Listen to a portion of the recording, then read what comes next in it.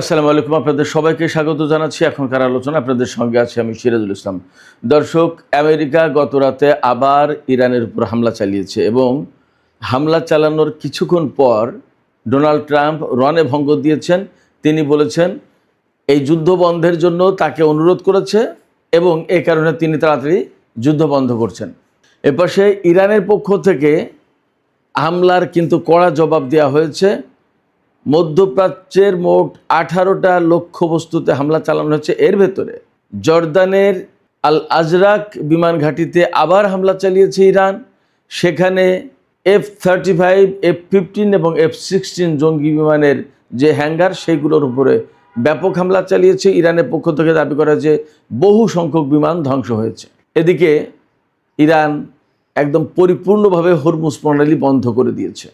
Iran বলেছে আগ্রাসীদের আগ্রাসনের জবাবে এই পদক্ষেপ নেওয়া হলো।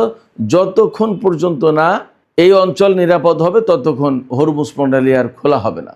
অন্যদিকে ইরানের অ্যারোস্পেস ডিভিশনের প্রধান ব্রিগেডিয়ার জেনারেল মাজিদ মুসাবি তিনি বলেছেন মধ্যপ্রাচ্য অঞ্চলকে আমেরিকার জন্য দোজখে পরিণত করা হবে।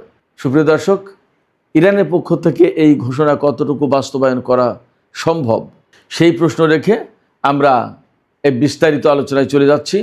আশা করি আপনারা পুরোটা সময় জুড়ে সঙ্গে থাকবেন। আর ভিডিও ভালো লাগলে লাইক কমেন্ট শেয়ার করবেন এবং চ্যানেলটি সাবস্ক্রাইব করে সাথেই থাকবেন। দর্শক, গতকালই ডোনাল্ড ট্রাম্প হুমকি দিয়েছিলেন যে ইরান চুক্তি করার জন্য অনেক বেশি সময় নিচ্ছে, এর জন্য তার মূল্য দিতে হবে এবং আজ রাতে আমরা কঠোর হামলা চালাবো ইরানের উপরে, এইরকম বক্তব্য দিয়েছিলেন। এবং আমি গত রাতের ভিডিওতে বলেছিলাম যে যথেষ্ট আশঙ্কা রয়েছে হামলা চালানোর, তবে তিনি আবার হুমকি ধমকির উপরেও থাকতে পারেন। কিন্তু বাস্তবতা হলো যে তিনি হামলাই চালিয়ে ফেললেন। সর্বশেষ তিনি হামলা করে ফেলেছেন ইরানের উপরে এবং ইরান টাইম রাত 1টা 3 মিনিট অর্থাৎ বাংলাদেশ টাইম 3টা 33 মিনিটের দিকে এই হামলা শুরু করে মার্কিন বাহিনী। ইরান বুঝতেই পারছিল যে হামলা হতে পারে বা হামলা হবে এবং সেই জন্য তারা সম্পূর্ণভাবে প্রস্তুত ছিল। এবং ইরানের জনগণের পক্ষ থেকে বারবার IRGC-কে আহ্বান জানানো হচ্ছিল এবার আমেরিকা ইসরায়েল হামলা চালানোর আগে ইরান হামলা চালাক মার্কিন ঘাঁটিগুলোতে ইসরায়েলের উপরে। কিন্তু ইরান যথেষ্ট সংযমের পরিচয় দিয়েছে, তারা সেই কাজ করেনি, বরং আমেরিকায় আগে হামলা চালিয়েছে ইরানের উপরে। এবং যখন আমেরিকা হামলা চালালো তখন ইরান কি করলো? তখন ইরান তার সমস্ত এয়ার ডিফেন্স সিস্টেম অ্যাক্টিভ করলো। মোটামুটি প্রায় পুরো ইরান জুড়ে অ্যাক্টিভ করা হয়েছিল এয়ার ডিফেন্স সিস্টেম, অর্থাৎ বিমান প্রতিরক্ষা, আকাশ প্রতিরক্ষা বা ক্ষেপণাস্ত্র প্রতিরক্ষা ব্যবস্থা বলতে আমরা যা বুঝি। তো এয়ার ডিফেন্স সিস্টেম অ্যাক্টিভ করলো এবং আমরা দেখলাম যে ইরানের কোনো এলাকা থেকে বিমান উড্ডয়ন করা হলো, যুদ্ধ বিমান F-14 টমক্যাট বিমান উড়ানো হলো। এবং আপনারা হয়তো মনে মনে হাসবেন যে F-14 তাদের F-15, F-16, F-35 এই সমস্ত বিমানের এগেনস্টে F-14। ফ্যাক্ট হচ্ছে কি F-14 আসলে তখন খুব ভালো বিমান ছিল, এটা হলো একটা কথা। আর আরেকটা কথা হচ্ছে, আমি তো সবসময় বলি ইরান তো তার বিমান সবগুলো আপগ্রেড করে ফেলেছে প্রায়, যার কারণে যে বিমানগুলো F-35 বা F-15 বা F-16 মোকাবেলায় উড়ায় ইরান, সেগুলোকে হাসাহাসি করার কোনো ব্যাপার নেই, সেগুলো যথেষ্টই আপগ্রেডেড বিমান। এবং ইরান অনেক ক্ষেত্রে বিমান ব্যবহার করতে চায় না এই কারণে যে তার ডিফেন্স সিস্টেম এবং ক্ষেপণাস্ত্র আর ড্রোন বা এগুলো দিয়েই মোটামুটি সব কাজ চালিয়ে নিয়ে যাবে। অহেতুক পাইলট বিমানের এইগুলোর ঝুঁকি নেওয়ার দরকার নেই। তো তারপরে যখন দেখে যে ডগ ফাইটের প্রয়োজন এগুলো, তখন কিন্তু বিমান উড়ায়। এবং আমরা দেখেছি ইরানের আকাশে যখন ডগ ফাইট হয়েছে মার্কিন বাহিনী বা ইসরায়েলি বাহিনীর সাথে, তখন ইরানের কোনো বিমান যে তারা ভূপাতিত করতে পেরেছে এরকম কিন্তু কোনো খোঁজ খবর নেই। কেমন? তো সেক্ষেত্রে ইরান মাঝে মাঝে ডগ ফাইট করার জন্য তার MiG-29 বা F-14 টমক্যাট এগুলো ব্যবহার করে। নামে হয়তো F-14 টমক্যাট আছে, কিন্তু ভেতরের জিনিসপত্র তো অনেক কিছু পাল্টে গেছে। যাই হোক, আমরা দেখলাম যে ইরান ব্যবস্থা নিল এবং প্রতিরক্ষামূলক ব্যবস্থা, প্রথমে হামলা যেগুলো হচ্ছে সেগুলো ঠেকানো এবং আমি দেখলাম বিভিন্ন সংবাদ মাধ্যমে, ইরানি সংবাদ মাধ্যমে তারা ম্যাক্সিমাম হামলা প্রতিরোধ করতে পেরেছে, ঠেকাতে পেরেছে, কোথাও কোথাও হয়তো আঘাত এনেছে। মজার ব্যাপার হচ্ছে আমেরিকার পক্ষ থেকে হামলা শুরুর সম্ভবত ঘণ্টাখানেকের মধ্যেই খবর আসলো ডোনাল্ড ট্রাম্প তার ট্রুথ সোশ্যালে পোস্ট দিয়েছেন যে আমি খুব শিগগিরই হামলা বন্ধ করতে যাচ্ছি, হামলা বন্ধ করার নির্দেশ দিচ্ছি, কারণ ইরানের পক্ষ থেকে ইরানের কর্মকর্তারা আমার সাথে যোগাযোগ করেছে, আমি ডাইরেক্ট তাদের সাথে কথা বলেছি, যুদ্ধ বন্ধ করে দিচ্ছি। অদ্ভুত কথা, ইরানের পক্ষ থেকে সরাসরি বলা হয়েছে, একদম টোটালি এটা ফলস ক্লেম, মিথ্যা দাবি, একদম অসত্য তথ্য, অসত্য কথা। ডোনাল্ড ট্রাম্পের সাথে ইরানের পক্ষ থেকে কেউ কোনো কথা বলেইনি, প্রশ্নই ওঠে না, একেবারেই কোনো কথা নেই। জাস্ট ডোনাল্ড ট্রাম্প একা একা যুদ্ধ শুরু করলেন, একা একা থামিয়ে দিলেন। ওই যে সে একদিন নিতাই ঠাকুরের যে উদাহরণ দিয়েছিলাম, যে নিতাই ঠাকুর একা একা তাস খেলে, একা একা হারে, একা একা জিতে, একা একা ট্রাম্প কার্ড মারে। ডোনাল্ড ট্রাম্পের হয়েছে সেই একই কাহিনী, একা একা যুদ্ধ শুরু করে আবার একা একা যুদ্ধ বন্ধ করে, একা একা বলে যে আমার সাথে ফোনে কথা হয়েছে, আবার একা একাই হাসে, একা একাই কাঁদে, একা একাই ক্ষিপ্ত হয়। এক অদ্ভুত পাবলিক। এইরকম প্রেসিডেন্ট পৃথিবীতে আর কখনো কোথাও ছিল কিনা আমার ঠিক জানা নেই।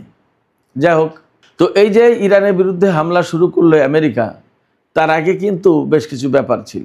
হোয়াইট হাউসের সিচুয়েশন রুমে ডোনাল্ড ট্রাম্পকে মিটিংয়ে বসতে হয়েছিল। ডোনাল্ড ট্রাম্প মিটিংয়ে বসেছিলেন, সেখানে ভাইস প্রেসিডেন্ট জেডি ভ্যান্স উপস্থিত ছিলেন, পররাষ্ট্রমন্ত্রী মার্কো রুবিও ছিলেন, সিআইএর প্রধান ছিলেন, তারপরে মার্কিন সামরিক বাহিনীর যিনি চিফ অফ স্টাফের কমান্ডার, যিনি প্রধান, তিনি ছিলেন Dan Kane, general Dan Kane, Steve Witkoff ছিলেন, আরও গুরুত্বপূর্ণ কর্মকর্তা তারা উপস্থিত ছিলেন। তবে যুদ্ধমন্ত্রী উপস্থিত ছিলেন না, সেখানে যুদ্ধমন্ত্রী ছিলেন সেন্টকমের হেডকোয়ার্টারে। তো সেখান থেকে তিনি অনলাইনে যুক্ত ছিলেন এই মিটিংয়ে। হোয়াইট হাউসের সিচুয়েশন রুমে মিটিং করার পর মার্কিন বাহিনী ইরানের উপর হামলা শুরু করে। তবে গতকালকে যে হামলাটা চালালো, অর্থাৎ গত রাতে যে হামলা হয়েছে, সেই হামলা প্রধানত ইরানের দক্ষিণ অঞ্চলে হয়েছে, কিশ দ্বীপ, সিরিক দ্বীপ, তারপরে জাস্ক অঞ্চল, তারপরে মিনাব, বন্দর আব্বাস, এই এলাকাতেই বেশি হয়েছে হামলা। তবে আলবর্স প্রদেশের, অর্থাৎ আলবর্স পর্বতমালা, আলবর্স প্রদেশ যেটা, সেটা কিন্তু তেহরানের কাছেই। তারপরে কারাজেও হামলা হয়েছে, কারাজের সামরিক ঘাঁটি আছে, আমি গতকালকেও বলেছিলাম, সেখানে হামলা হয়েছে। এরকম বেশ কিছু জায়গায় হামলা হয়েছে। তবে ইরান বলেছে যে আমেরিকা যে হামলা চালিয়েছে তার ম্যাক্সিমামই 70-80% সেটা ব্যর্থ করে দিতে সক্ষম হয়েছে। এদিকে ইরানের পক্ষ থেকে গণদাবি ছিল, জনগণের পক্ষ থেকে আর কি, যে আমেরিকার উপর ব্যাপকভাবে হামলা চালানো হোক। তো আলটিমেটলি ইরানি বাহিনী প্রাথমিক যে হামলার যে ঘটনা, ওয়েব যেটা, সেই ওয়েবটা ঠেকিয়েছে। হামলার ওয়েবটা ঠেকিয়ে দিয়ে তারপরে তারা নিজেরা এবার শুরু করলো এবং ইরানের পক্ষ থেকে ঘোষণা দেওয়া হলো যে ডোনাল্ড ট্রাম্প যুদ্ধবিরতি ঘোষণা করলেও আমরা প্রতিশোধমূলক ব্যবস্থা নেবই, এবং তারা ঠিকই হামলা চালালো। প্রধানত হামলা চালিয়েছে কুয়েত, বাহরাইন এবং জর্দানের বিমান ঘাঁটিতে। কুয়েতের আলী আল সালেম এবং আরেকটা বিমান ঘাঁটি, সেখানে প্রচণ্ড রকমের হামলা চালিয়েছে, একদম প্রচণ্ড রকমের। এরপরে বাহরাইনের একটি বিমান ঘাঁটি এবং মার্কিন পঞ্চম নৌবহরের ঘাঁটি, এই দুটোতে হামলা চালিয়েছে। আর জর্দানের আপনার আল আজরাক বিমান ঘাঁটি, সেখানে ব্যাপক হামলা চালিয়েছে, এবং এখানেই মূল ক্ষতিটা হয়েছে আমেরিকার। আইআরজিসি বলেছে যে আমরা আল আজরাক বিমান ঘাঁটিতে মার্কিন F-35, F-16 এবং F-15 এই সমস্ত বিমান যে সমস্ত হ্যাঙ্গারে রাখা ছিল, সেইগুলো টার্গেট করে করে হামলা চালিয়েছে এবং সুনির্দিষ্ট লক্ষ্যবস্তুতে হামলা হয়েছে, আঘাত এনেছে। এবং আমরা ভিডিওতে দেখেছি, কতগুলো ভিডিওতে দেখলাম, সামাজিক যোগাযোগের মাধ্যমে ছড়িয়ে পড়া ভিডিওতে। আমি যদি আপনাদেরকে ভিডিও দেখাতে নাও পারি, তাহলেও মোটামুটি একটা আইডিয়া দেওয়ার চেষ্টা করছি। ইরানের যে ক্ষেপণাস্ত্র ছোড়া হয়েছে, আল আজরাক বিমান ঘাঁটিতে আঘাত হানতে যাচ্ছে এরকম 4টা ক্ষেপণাস্ত্রের এগেনস্টে আমেরিকা পেট্রিয়ট ক্ষেপণাস্ত্র প্রতিরক্ষা ব্যবস্থা থেকে 8টা ক্ষেপণাস্ত্র ছুড়েছে, অর্থাৎ প্রতিটা ক্ষেপণাস্ত্রের এগেনস্টে 2টা ক্ষেপণাস্ত্র। কিন্তু দেখলাম যে অনেকগুলো ক্ষেপণাস্ত্র, পেট্রিয়ট ক্ষেপণাস্ত্র সোজা চলে গেল, ইরানি ক্ষেপণাস্ত্র ঠিকই নিচে নামতেছে, অর্থাৎ আঘাত হানছে। কিন্তু পেট্রিয়ট ক্ষেপণাস্ত্র সেগুলোকে বাধা দিতে পারলো না। পেট্রিয়ট ক্ষেপণাস্ত্রকে এড়িয়ে ইরানি ক্ষেপণাস্ত্র আঘাত হানল এবং ইরান প্রধানত এখানে ব্যালিস্টিক ক্ষেপণাস্ত্র ব্যবহার করেছে, খাইবার শেখান ক্ষেপণাস্ত্র, তারপরে ফাত্তা-2 সম্ভবত ব্যবহার করেছে, এই সমস্ত হাইপারসনিক ক্ষেপণাস্ত্র এগুলো ব্যবহার করেছে। তো এই 3 দেশে মোট 18টি লক্ষ্যবস্তুতে আঘাত এনেছে ইরান এবং এই আঘাতগুলো কিন্তু খুব বড় মাত্রায়।